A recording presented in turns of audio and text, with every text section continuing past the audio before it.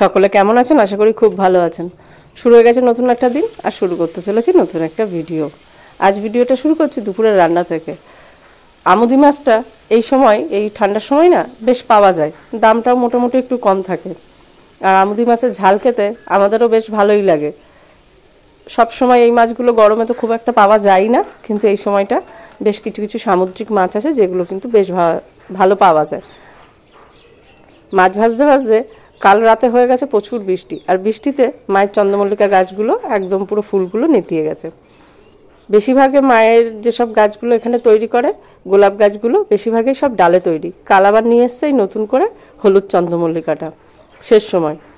আর jar বেড়াটায় এখনও পর্যন্ত কড়ি বেরোয়নি, বেরোলে অবশ্যই দেখাবো। ডালিয়াতে অবশ্য একটা কড়ি বেরিয়েছে, দুটো নিয়ে এসেছিলো চন্দ্রমল্লিকা হলুদ। আর এটাও একটা ডালে তৈরি, ওই যে কেটে কেটে ফেলে দেয় অনেকে, সেখান থেকে মা নিয়ে এসেছিলো মেরুন কালারের গোলাপ বলে। কড়ি এসে গেছে, দেখা যাক কি ফুল হয়। ফুল হলে অবশ্যই শেয়ার করবো আপনাদের সাথে। আর এত বৃষ্টি হয়ে গেছে, সকাল থেকেও কোনো রোদ নেই, জামা কাপড় সব ভিজে। এই গাঁদা গাছের ফুলগুলো না দারুণ সুন্দর বড় হয়েছে, ক্যামেরাতে ধরা আসে না। আর এই যে সেই পুচকি পুচকি ফুলকপি গাছগুলো এখন কিন্তু বেশ বড় বড় হয়ে গেছে ফুলকপিগুলো। কি ভালো লাগছে, গত বছর এরকমও হয়নি, এর থেকে খারাপ হয়েছিল। পেঁয়াজকালিতে সবে মাত্র একটা পেঁয়াজকালি ধরেছে। আর সব থেকে আনন্দ হলো এবার 4 বছর পরে লেবু গাছে ফুল এসেছে।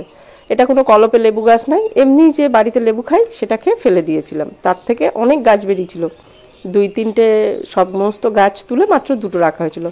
আজ 4 বছর পরে আজ প্রায় 4 বছর পরে লেবু গাছে ফুলে আসা দেখে না খুব আনন্দ লাগছে।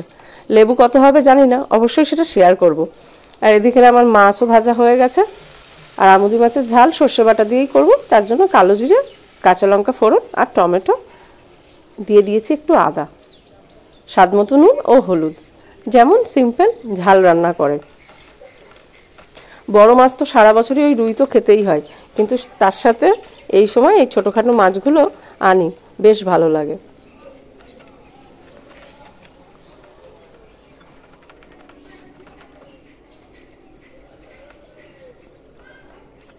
কয়দিন ধরেই শুনছি বৃষ্টি হবে, জানি না, জামা কাপড় পুরো ভিজা। এই যে দেখুন, একটাও পাতা নেই তেমন লেবু গাছটায়, কিন্তু ফুল এসেছে, আর অবশ্য ছোট ছোট কচি পাতা বেরোচ্ছে। আজ আমি আপনাদের সাথে শেয়ার করব দারুণ একটা রেসিপি। জানি না এর আগে কে কজন খেয়েছেন, আমি কিন্তু প্রথমবার খেলাম। বাড়িতে সিম গাছ আছে, তার থেকে মা বেশ কিছু কচি কচি সিম পেড়ে রেখে দিয়েছিল। আমাদের সিমগুলো খুব একটা বড় হয় না, আর এই সিমগুলো না দোকানের সিম যখন শেষ হয়ে যায় এগুলো তারপরেও আপনি পাবেন, মানে একদম শেষের দিকে হয়। আর সিমগুলো বেশ তাড়াতাড়ি গলে যায়, খুব কচি। তাই আমি ভাবলাম একটুখানি সিম পোড়া ভাজা করব, মানে যেটাকে পুড়িয়ে তারপর একটু ভাজে।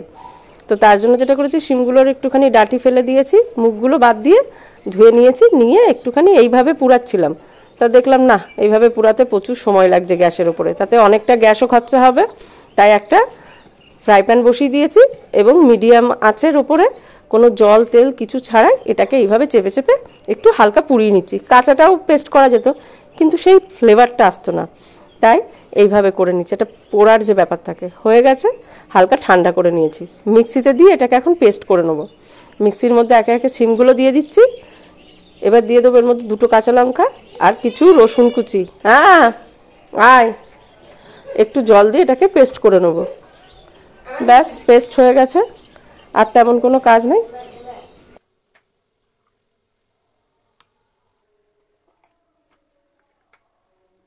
গ্যাসের উপরে বসিয়ে দিয়েছি একটা fry pan, low to medium আছে। দিয়ে দিয়েছি তার মধ্যে 3 চামচ মতন তেল, ও দিয়ে দিলাম সামান্য একটু কালো জিরে ফোড়ন। এবার দিয়ে দেবো সিমের পেস্টটা,